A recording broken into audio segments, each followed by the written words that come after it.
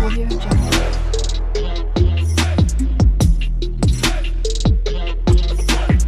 Audio Jungle.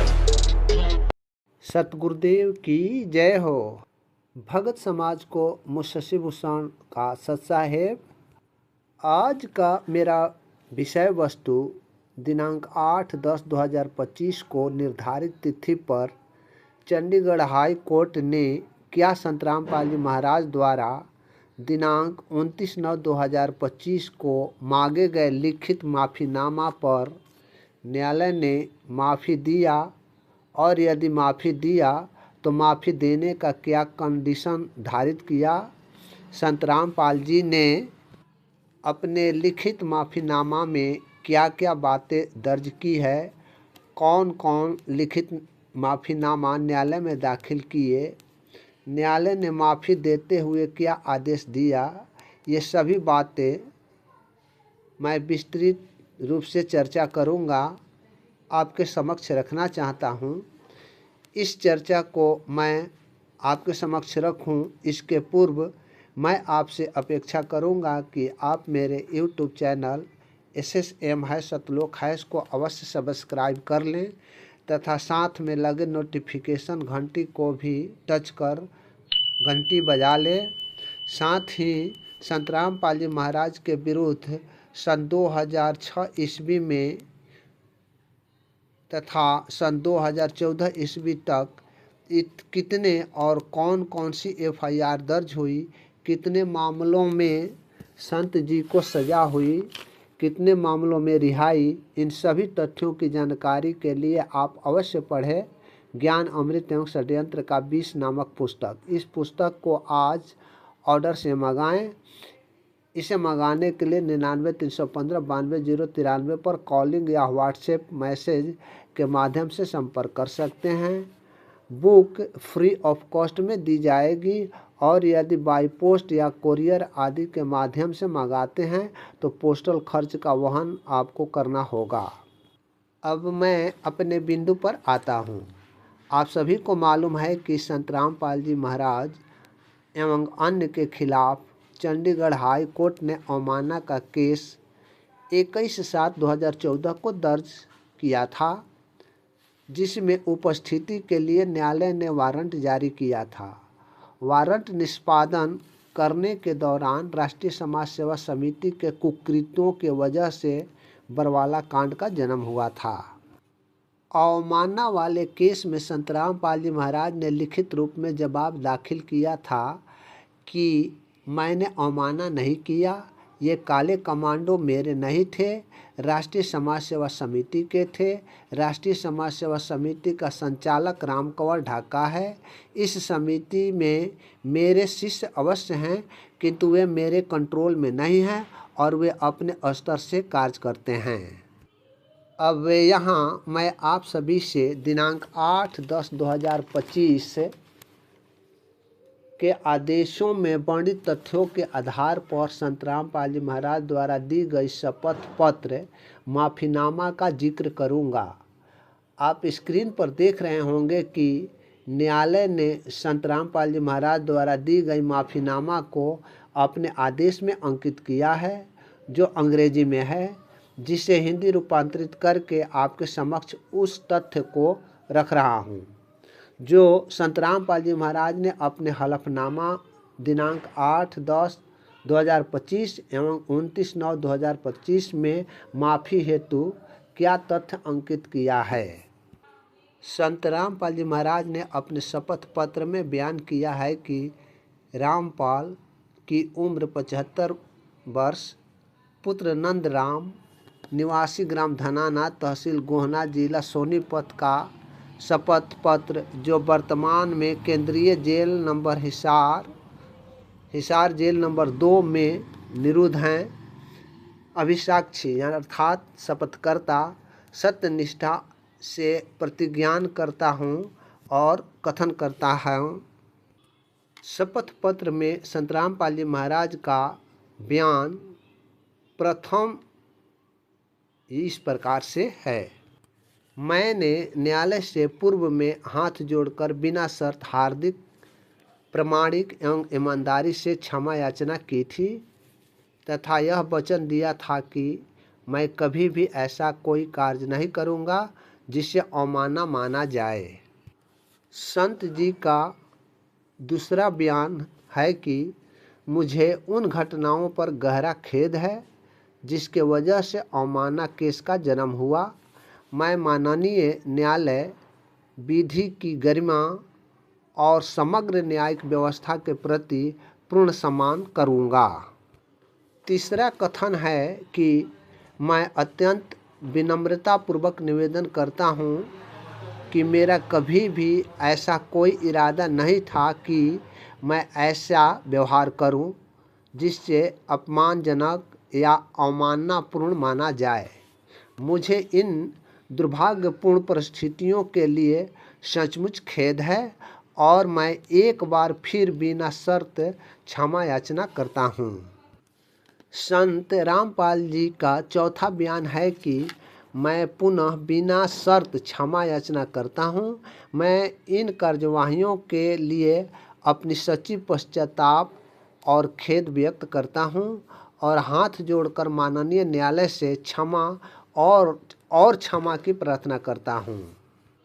संत जी का पांचवा बयान है कि मैं माननीय न्यायालय के समक्ष होने वाली कार्यवाही के संदर्भ में स्वयं को इस प्रतिष्ठित संस्था अर्थात न्यायालय की दया और उदारता के अधीन करता हूं और माननीय न्यायालय जो भी उचित समझे किसी भी दंड या सज़ा का सामना करने के लिए तैयार हूं। संत रामपाल जी महाराज जी का छठा बयान है कि मैं विनम्रतापूर्वक क्षमा और दया की प्रार्थना करता हूं क्योंकि मेरी आयु लगभग 75 वर्ष है और मैं नवंबर 2014 से यानी लगभग 11 वर्षों से हिरासत में हूं। कारावास की इस लंबी अवधि ने मुझे आत्मचिंतन और सुधार का भरपूर अवसर दिया है। जेल में बिताए इन 11 वर्षों के दौरान मेरा आचरण अच्छा रहा है जो स्वयं सुधार के मेरे सच्चे प्रयास को दर्शाता है। तदनुसार मैंने क्षमा याचना हेतु अपने पूर्व और वर्तमान के दोनों ही शपथ पत्र पूरी ईमानदारी से प्रस्तुत किए हैं। संत रामपाल जी महाराज का सातवां बयान है कि मैं आगे निवेदन करता हूं कि सतलोक आश्रम का प्रचारक होने के नाते मेरे कारावास के दौरान भी मेरी अनुपस्थिति में आश्रम ने समाज में सकारात्मक योगदान देना जारी रखा है। इन योगदानों में निम्नवत सकारात्मक कार्य हुए। क्या क्या सकारात्मक योगदान दिया वह यह है। ए. हरियाणा एवं अन्य राज्यों में गरीबी रेखा से नीचे जीवन यापन करने वाले परिवारों के लिए लगभग 100 घरों का निर्माण कराया। बी. हरियाणा एवं अन्य राज्यों में हर महीने लगभग 5000 परिवारों को राशन वितरण कराया।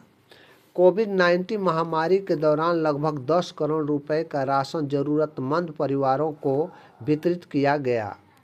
प्रति वर्ष लगभग 1000 गरीब दाम्पत्यों का निःशुल्क विवाह संपन्न कराने का कार्य किया गया।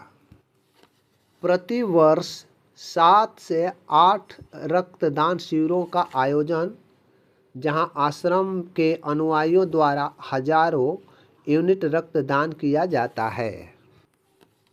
प्राकृतिक आपदाओं के दौरान सहायता जैसे कि हाल ही में जुलाई-अगस्त 2025 में हरियाणा में आई बाढ़ के दौरान जहां लगभग 50 बाढ़ प्रभावित गांवों में पाइप, मोटर, स्टार्टर और केबल का वितरण किया गया था और भविष्य में भी इन प्रयासों को निरंतरता सुनिश्चित करने का इरादा रखता हूं।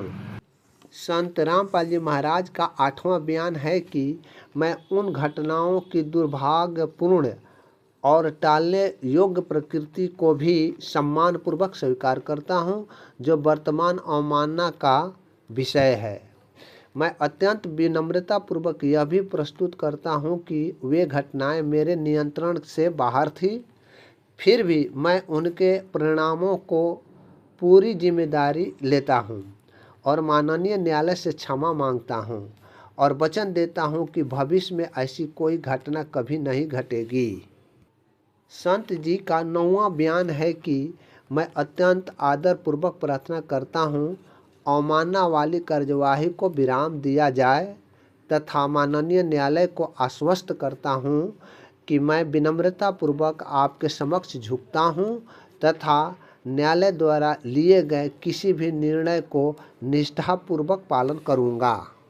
संत रामपाल जी महाराज का 10वां बयान है कि मैं नवंबर 2014 से अपनी लंबी हिरासत और अच्छे आचरण को ध्यान में रखते हुए और विशेष रूप से कथित घटनाओं के लिए सच्चे मन से पश्चाताप करते हुए अपने अपराध स्वीकार करने और क्षमा याचना करने के लिए तैयार हूँ। मैं स्पष्ट वचन देता हूँ कि भविष्य में किसी भी परिस्थिति में ऐसा नहीं होगा और विधि के शासन, उच्च न्यायालयों, निम्न न्यायालयों और उनके आदेशों निर्देशों और कार्यवाहियों का सम्मान करूँगा और इस देश के एक सामान्य नागरिक के अनुसार उसका तत्काल पालन करूँगा। इस प्रकार उपरोक्त तरह से संत रामपाल जी ने न्यायालय में माफ़ीनामा शपथ पत्र दाखिल किया है।